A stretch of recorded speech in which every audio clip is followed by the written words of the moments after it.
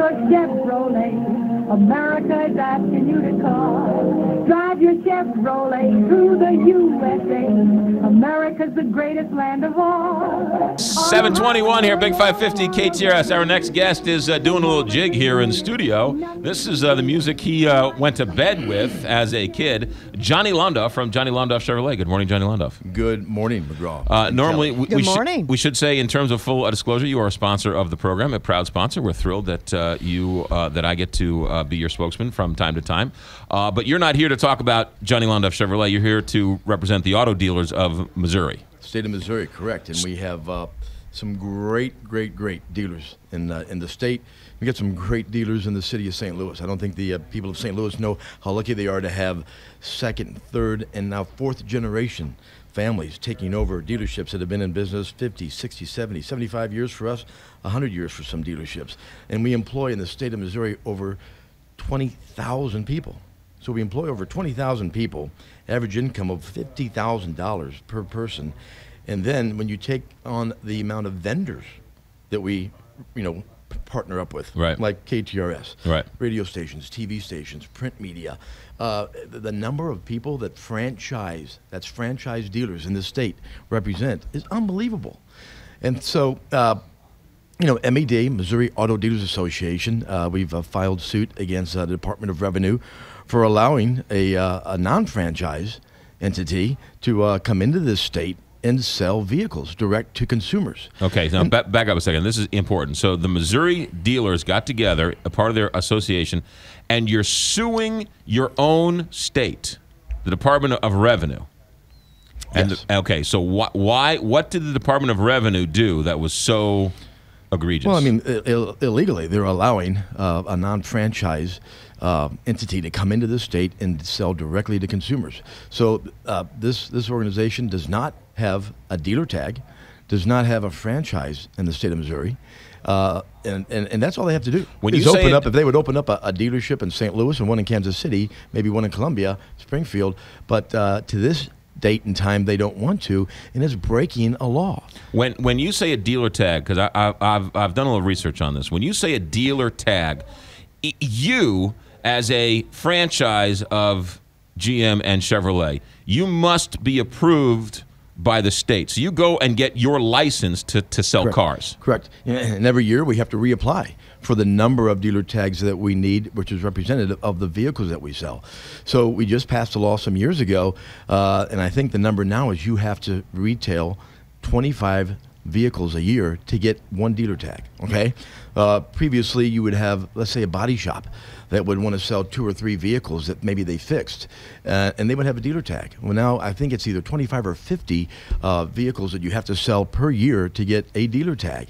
And again, those are vehicles that are registered in the state of Missouri, that sales tax revenue is paid.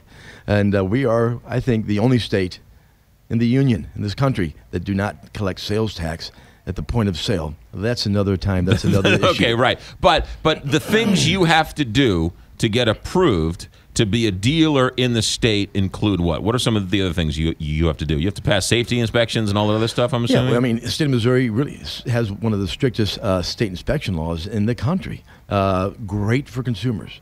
All right, great for people that are out driving in the highways and the side streets to make sure that the car next to them hopefully has had its safety inspection and it's safe to run right next to you. But you have to have a facility mandated. You just can't sell out of your driveway. You can't just sell out of your house.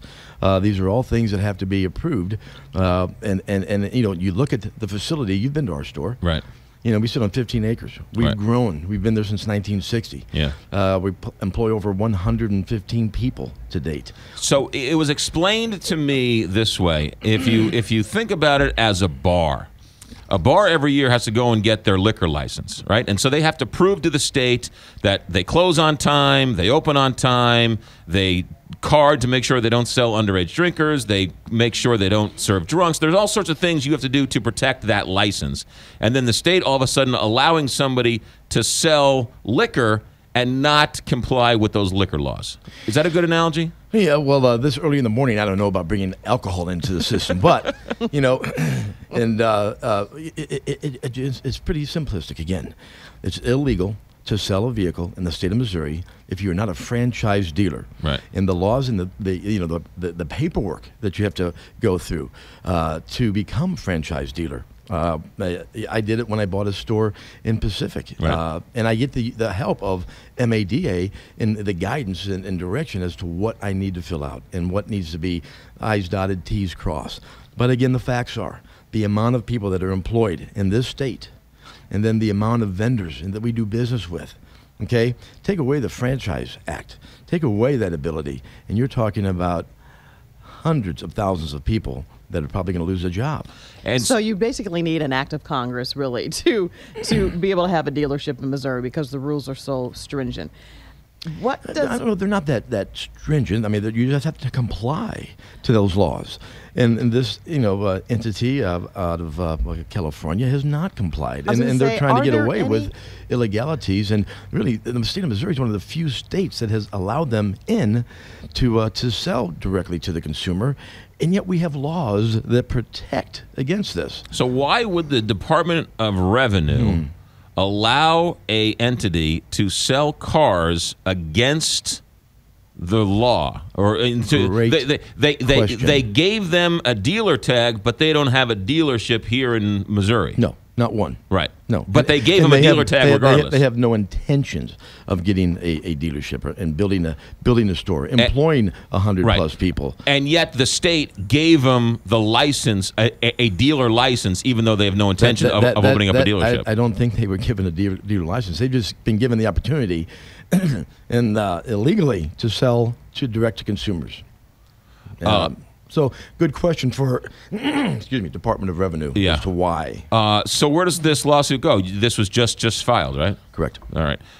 So is the judge going to rule on it in 4 days? Is this going to be years, months? Do we have any idea? That I don't know. You don't know. Stay tuned. Stay tuned. And I'm sure that we'll get more information to you as it comes. You Do have you know to- how long has this company been able to sell cars then?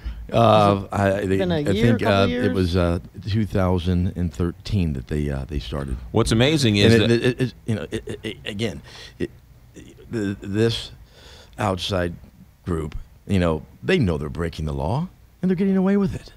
Okay, how? I don't know. Great question for the Department of Revenue, but that's why, and it was a difficult decision, but yet not for Missouri auto dealers to go after and sue the Department of Revenue. well, you have to assume that the auto dealers, it's a pretty tough business. It's pretty it's very highly competitive. If all of the Missouri dealers got together in agreement, this must be a pretty big story. Is such a great point. Okay, but again, another key, for the St. Louis consumer, you wouldn't believe how well the Chevy Group, how well we get together. Right. When I go down to Dallas, Texas, the dealers down there, they hate each other. Right. We're competitors, but we're friendly competitors. Yeah. And again, it's about the families that we're representing. I've got the next generation of Londoffs coming into the dealership. I can't be more proud of them and watch them take our store to another level. Right. And that's why we have these franchise acts in the state to protect our families and then, of course, the consumers. I don't know who would want to buy a car from somebody from California when the car breaks down, when you have to change the oil, when you have to get a tire. There's nowhere to go. No. You've nowhere. There's no one to fix your car No, because there- they don't have any. They have no infrastructure here. They have one small facility where there's no relationship. But the key that we try to build and many successful franchise dealers try to build, and that is that relationship with the consumer. Right. Okay? The drop off a vehicle to your workplace, bring your vehicle into our service center, Right. repair it 2 and 3 days later, bring it back to you. Okay? Those are services that this group will never commit to. Yeah, and then lastly, a lot of people talk about cutting edge technology. I think every company, every dealer has some type of electric car. The Chevy Volt I've driven is fantastic. Great car. Right. Some of the other ones, they're all out there. So it's not like they're selling something no other dealer's selling. You know who really manufactured the first electric car? Your dad, Henry Ford. Henry Ford, A long time ago. a long time So ago. this is something, technology has been out there forever. Right. Okay. And we will see it grow not only in a small compact or mid-sized vehicle, but you'll see it grow into larger vehicles. Could you see a Chevy Tahoe in 15 years have a battery pack that will probably be Right. 1/20th the size of Right. the battery packs today? But the argument that the dealers have in Missouri is if they open up a dealership, hey, the more competition, the better, right? Yeah. That's the only thing you guys want is make you guys are application. forced to open up a dealership and have dealer tags and be licensed by the state. You want the same for everybody. Employ people, Right. have relationships with radio stations, TV stations, vendors, be a part of the community charity. You want to talk about that charity Right. that the dealers in this state of Missouri, what we do. Do we do it to brag? No, we do it because we care Right. about the communities that we do business in. Johnny Londoff Chevrolet is representing the Missouri auto dealers in their lawsuit against the Department of Revenue. Stay tuned. This should be interesting. I got 30 seconds. What's going on at Johnny Londoff Chevrolet? You know, it's the last few days of the month of January, and we're excited. We're all society procrastinators, aren't we? But let's put off to tomorrow what we should have done yesterday. So that's when we get the busiest. We probably sell 50+% of our retail business in the last 8 days of the month. So here we Really? are. Is that why you're wearing the pink tie today? I like the pink tie, by No, the way. I wore this for Kelly. Oh, okay, fair enough. I Thank see you. you all the time, McGraw, which is a pleasure. It really is. Ladies and gentlemen, Johnny Londoff Chevrolet. Be safe, Johnny. Thanks. Thank you, bro. 7:32 here, Big 5.